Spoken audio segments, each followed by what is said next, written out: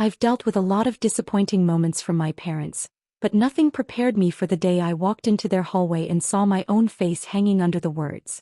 Worst mistake we ever made. It was Thanksgiving. I had shown up with a pie I bought because I didn't have time to bake. I was trying to be normal.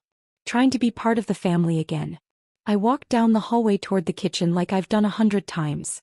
And then I stopped. My old school picture was inside a cheap frame. My name was written under it.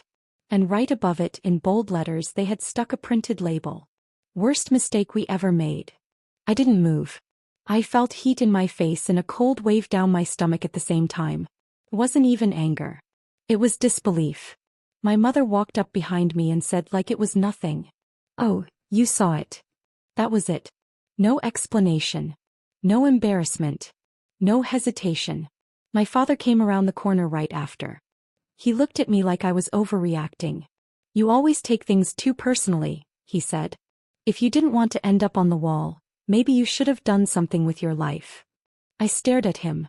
I had put myself through college. I worked 2 jobs. I paid all my own bills. I never asked them for anything.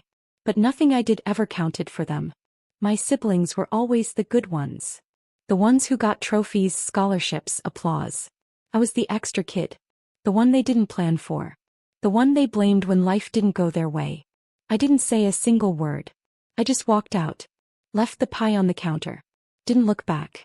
I got in my car and drove until I couldn't see the house in my mirror. Then the tears came. Not loud. Just steady. I felt stupid for even showing up. Stupid for hoping things would be different. Stupid for wanting a family that clearly didn't want me. I stopped at a gas station because I couldn't breathe properly. I sat there gripping the steering wheel until my hands hurt. Then my phone buzzed. It was my brother, the perfect one. He sent a text. "I'm sorry. You weren't supposed to see it yet." Then he sent a picture of the whole wall. And that's when I realized something.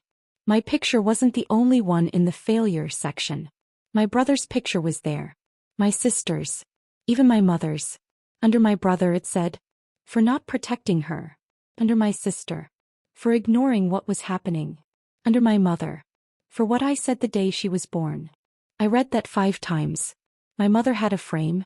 What did she say the day I was born? Why did my siblings have frames too? Suddenly the humiliation turned into something else. Questions. I thought I knew the full story of my family. But clearly I didn't. And for the first time, I drove back home not for them, but because I needed the truth. When I went back the next morning, the house was quiet. No one was yelling. No one was pretending everything was perfect. Felt strange. My mother was sitting at the kitchen table staring at a mug she wasn't drinking from. She didn't look angry. She looked tired. "I knew you'd come," she said. I sat down across from her. "Why did you put my face under that label?"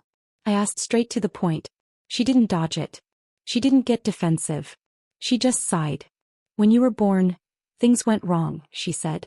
"The doctors told us there were complications. They said either you or I might not make it." I didn't move. I didn't even blink.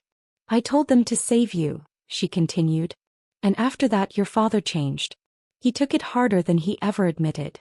He blamed the situation. He blamed the timing. And he blamed you." Felt like someone hit pause on my breathing. She wiped her eyes. "And I didn't protect you from him. I let him treat you like a burden. I let the house become a competition you never asked for." Then she said the part that hurt the most. "And yes, I did say something awful the day you were born. Something your father never let go of. And I felt guilty for it every day since." Before I could respond, my father appeared in the doorway. He didn't yell. He didn't make excuses. He just said, "I didn't want another child. I won't sugarcoat it." I stared at him. Nothing he said shocked me. I already knew it. "But," he continued, "your mother almost died delivering you. And I blamed you for it. That was wrong. And I know it was wrong. But I didn't know how to undo the resentment once it started." That was the closest thing to an apology he had ever given me. He pointed toward the hallway. "The wall wasn't just about you. It was supposed to be about all of us. A way to confront the things we did wrong. But instead, it became another way to hurt you." He held up a hammer. "I was taking it down last night. I didn't finish. Not because I didn't want to. I just didn't know how to start that conversation." I walked to the hallway. The wall looked smaller now. The frames looked human. Not like weapons. My mother's picture. My siblings. My own. My sister quietly joined me. I should have said something years ago, she said softly. I saw how Dad talked to you. I stayed quiet because I didn't want to become his next target. My brother stepped beside us too. I added our pictures, he said. Not to make you feel better, but because we failed you too. The four of us stood there staring at the wall that had defined so much of my life. I lifted the hammer. For a second my hand shook. Then I took down my mother's picture first. Then my sister's. Then my brother's. And then, slowly I reached for mine. I didn't feel sad. I didn't feel angry. I felt done. Done carrying something that wasn't mine. When I pulled out the nail, the wall made a small cracking sound. Almost like an ending. My father spoke behind me. I don't expect forgiveness. But I want a chance to fix what I broke. I didn't answer right away. Forgiveness isn't a dramatic moment. It's not instant. It's a process. But I did say this. I'm not your mistake. And I never was. He nodded. And for once he didn't argue. When I walked out of that house later, it felt different. Lighter. Like air after a storm. The wall was gone. The labels were gone. The weight was gone. For the first time in my life, I wasn't trying to win my family over. I was choosing myself. And that was enough.